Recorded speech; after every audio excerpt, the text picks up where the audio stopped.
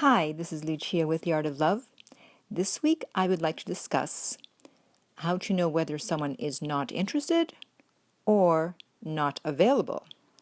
Sometimes they may look the same, but there are a few differences.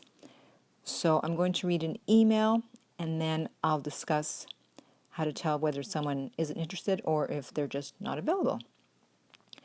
All right, so this woman, she said, I've been crying for 2 days and I haven't eaten since the breakup. Well, I'm sorry to hear that. The guy I was saying said I'm a great girl, but he doesn't feel in love with me and can't pinpoint what the reasons are. It hurts like hell to not even know what I should do better. So I'm going to stop you right there. You don't need to do anything better. The person for you is the person that accepts you as you are and doesn't try to change you and doesn't say you have to do this better or that better. Of course, people change and grow and they make improvements, but if someone can't accept you as you are, you can't twist yourself into a pretzel to become what you think they want or what they want.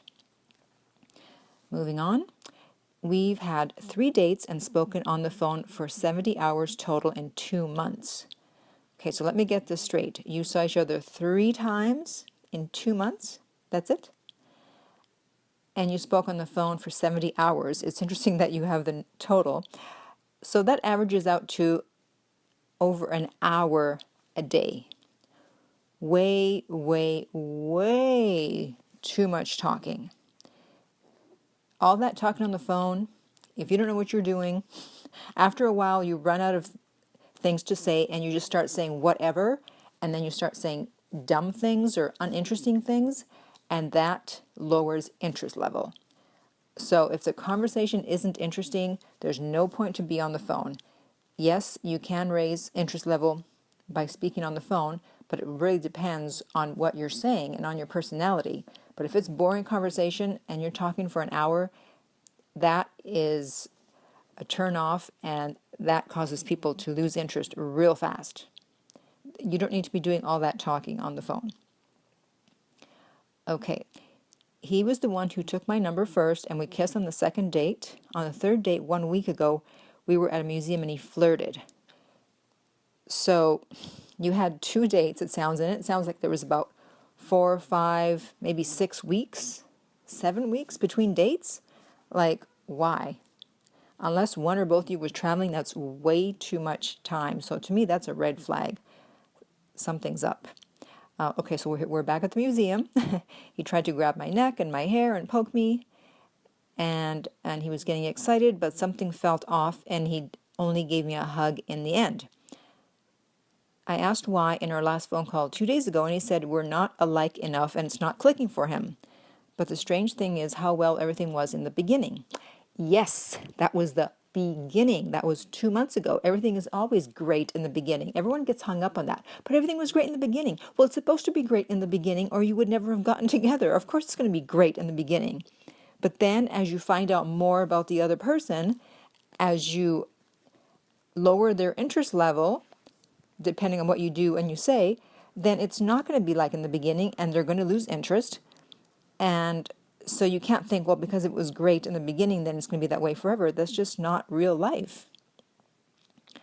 So he really liked me. He called me in the morning to hear my voice and said he felt butterflies and a spark and in love when I sang for him. He was turned on by me. I don't know why it vanished. Well, from the little knowledge that I have from what you've written, I would say those 70 hours of talking probably had something to do with it. Okay, I told him at the end of our conversation, do not contact me if you won't change your mind. He said he probably won't, but you never know. Yeah, thanks for the mixed messages. That's always nice. Please tell me how I can get him back. We don't have each other as friends on Facebook. He can only see my updates if I make them public. I just want him back to be infatuated in me like he was a month ago. Yes, infatuated. Not in love. Yeah, infatuation. You just want the way things were in the beginning. That's all you care about, but that's just not real life.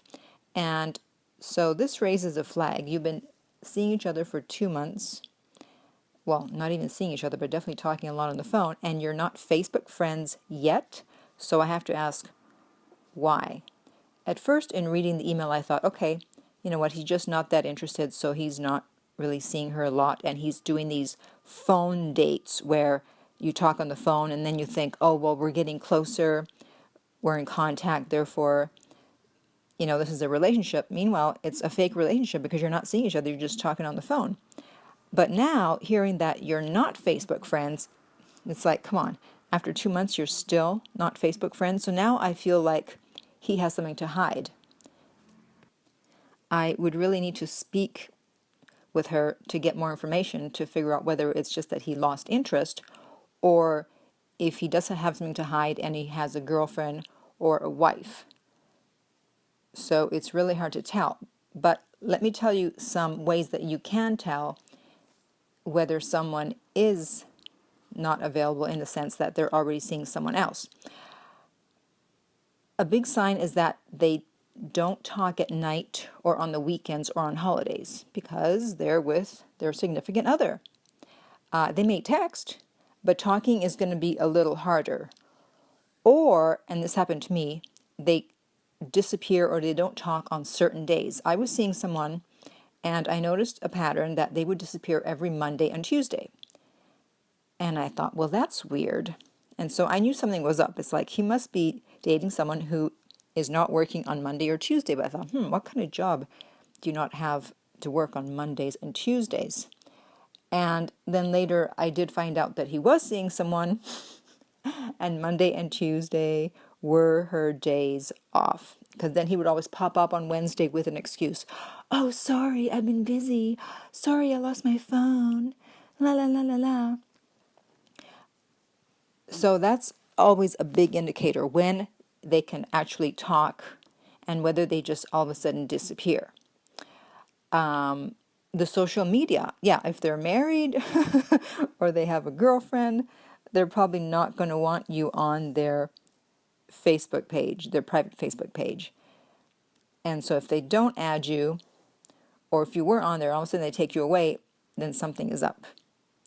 Another great way is, have you been to their home? Can you go to their home, or is there always an excuse?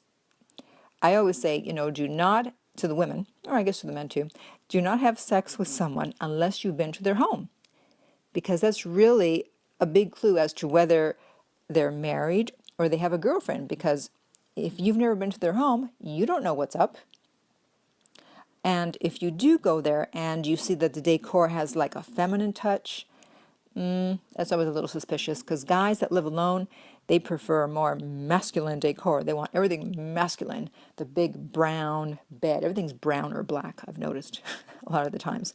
But if the decorating is a little more on the feminine side, it's like, okay, what's going on here? And of course, you can always tell by looking in the medicine cabinet. Now we're doing a little sleuthing. Looking in the closet, see if there's any women's clothes, hopefully. Maybe they're his, hey, who knows? Looking at who the mail is addressed to see if it's addressed to a woman who lives there. You have to be sneaky about this, but only do this if you suspect something. I'm not saying as soon as you start dating someone to do this. I'm saying only if you suspect that something is going on, then you need to do this. Now, someone who's just simply not interested, there shouldn't really be an issue as to when they talk to you. They're able to talk to you at night, you're able to go to their home. The only difference, or the main difference, is that they don't really put a lot of effort into the relationship. It's minimal effort, and they don't really show that they care. You're not even really sure if they care, or they do things or say things that they don't care.